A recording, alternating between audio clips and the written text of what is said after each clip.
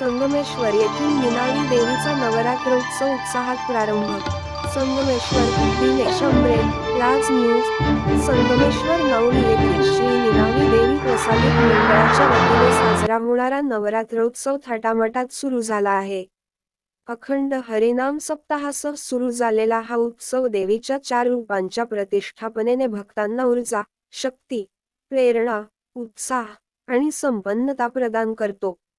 मंदिरात श्री विठलाई, श्री नीनावी, श्री वरदानी वाघजाई आणि देवी श्री मानाई यांच्या मूर्तींची प्रतिष्ठापना करण्यात आली आहे.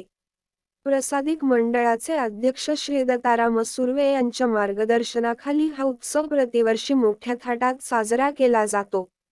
उत्सव प्रतिपदेपासून दसऱ्यापर्यंत चालतो आणि या काळात विविध गावांतील माहेरवाशिणी नवस फेडण्यासाठी देवीच्या ओट्या भरण्यासाठी येतात. 7 दिवस चालणाऱ्या या उत्सवात विविध गटांच्या वतीने भजन, गायन, तबला वादन अशा सेवांचे आयोजन केले जाते. विविध कलाकारांचे सादरीकरणही या काळात भक्तांना अनुभवता येते.